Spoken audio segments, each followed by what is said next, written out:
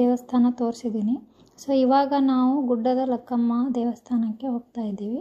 ಇದು ಕಡಗಂಚಿ ಇಂದ 4 to 5 kilometres ಒಳಗಡೆ ಇದೆ. ಹಾಗಾಗಿ ನಿಮ್ಮ ಓನ್ ವೆಹಿಕಲ್ ಇದ್ದರೆ ನಿಮಗೆ ದೇವಸ್ಥಾನ ನೋಡೋದಕ್ಕೆ ಅನುಕೂಲ ಆಗುತ್ತೆ.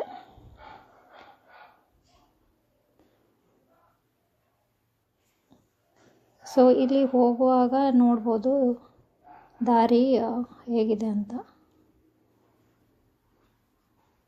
ದೇವಸ್ಥಾನ ನೋಡಿ ಗುಡ್ಡದ ಮೇಲ್ಗಡೆ ಇದೆ, ಸ್ವಲ್ಪ ದೂರ ಆಗುತ್ತೆ. ಹಾಗಾಗಿ ನಿಮ್ಮ ವೆಹಿಕಲ್ ತರೋದು ಒಳ್ಳೆಯದು. ಇಲ್ಲಿ ಕಡಗಂಚಿ ಮಠದ ಗುರುಗಳ ಕಡೆಯಿಂದ ಒಂದು ಲಿಂಗವನ್ನು ಕೂಡ ಪ್ರತಿಷ್ಠಾಪಿಸಿದ್ದಾರೆ. ಅದನ್ನು ಕೂಡ ನಿಮಗೆ ತೋರಿಸ್ತೀನಿ.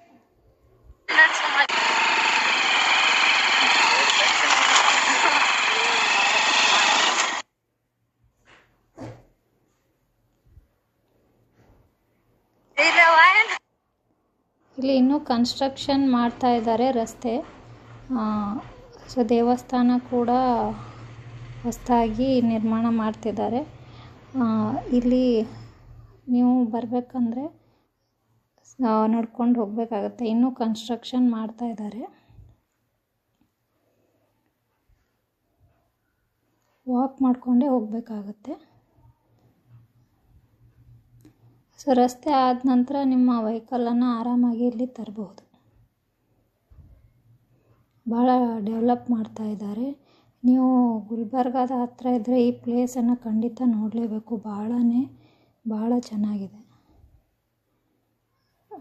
ದೇವಸ್ಥಾನ ಭಾಳ ಚೆನ್ನಾಗಿ ಕಟ್ಟಿಸ್ತಾ ಇದ್ದಾರೆ.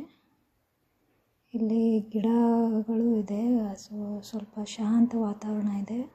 ಭಾಳನೇ ಪ್ರಶಾಂತವಾಗಿದೆ ವಾತಾವರಣ. ಇಲ್ಲಿ ಗುಡ್ಡದ ಮೇಲಿಂದ ಕೂಡ ನಿಮಗೆ ಕಡಗಂಚಿ ಯೂನಿವರ್ಸಿಟಿ ಕಾಣಿಸುತ್ತೆ. ನಾನೀಗ ದೇವರ ದರ್ಶನ ಮಾಡಲು ನಡೆದಿದ್ದೀನಿ.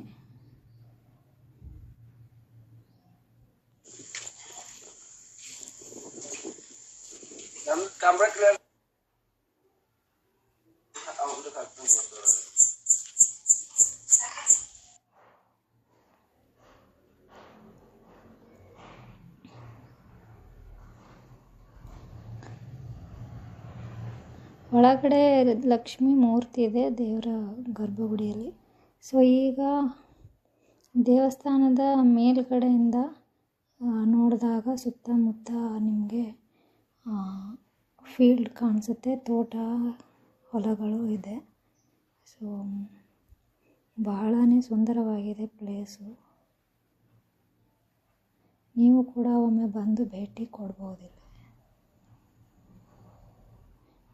ನಾವಂತೂ ಭಾಳ ಎಂಜಾಯ್ ಮಾಡಿದ್ವಿ. ಭಾಳ ಖುಷಿ ಆಯಿತು ದೇವ್ರ ದರ್ಶನ ಮಾಡಿ.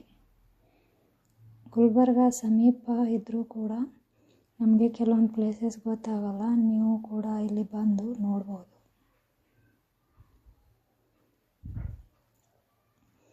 ಈಗ ಶಾಂತಲಿಂಗೇಶ್ವರ ಮಠದ ಕಡೆಯಿಂದ ಪ್ರತಿಷ್ಠಾಪಿಸಿರುವ ಮೂರ್ತಿಯನ್ನು ನೋಡೋಣ.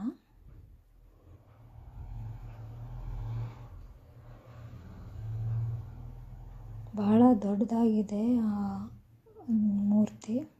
ಇಲ್ಲಿ ಬಸವಣ್ಣನ ಮೂರ್ತಿ ಮತ್ತು ದೊಡ್ಡದಾದ ಒಂದು ಲಿಂಗವನ್ನು ಪ್ರತಿಷ್ಠಾಪಿಸಿದ್ದಾರೆ. ಬಹಳನೇ ದೊಡ್ಡದಾಗಿದೆ.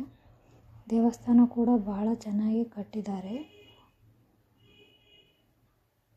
ಇಲ್ಲಿ ಮಠದ ಕಡೆಯಿಂದನೇ ಇರೋ ತೋಟ ಗದ್ದೆ ಅದರಲ್ಲಿನೇ ದೇವಸ್ಥಾನ ಕಟ್ಟಿಸಿದ್ದಾರೆ. ಇಲ್ಲಿ ಇನ್ನೊಂದು ದೇವಸ್ಥಾನ ಇದೆ. ಇಲ್ಲಿ ಶಾಂತಲಿಂಗೇಶ್ವರ ಗುರುಗಳು ಬಂದು ಪ್ರಾರ್ಥನೆ ಮಾಡಿದ ಸ್ಥಳ.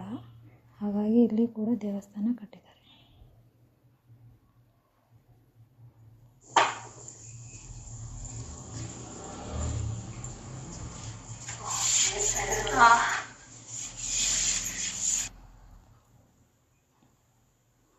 ಭಾಳನೇ ಪ್ರಶಾಂತವಾಗಿದೆ ದೇವಸ್ಥಾನ. ಸೊ ನೀವು ಕೂಡ ಒಮ್ಮೆ ಭೇಟಿ ಕೊಡಿ. ಹೇಗೆ ಅನ್ನಿಸ್ತು ನಿಮಗೆ ಈ ವಿಡಿಯೋ ಇಷ್ಟ ಆದರೆ ಲೈಕ್ ಶೇರ್ ಮಾಡಿ ಕಮೆಂಟ್ ಮಾಡಿ. Thank you.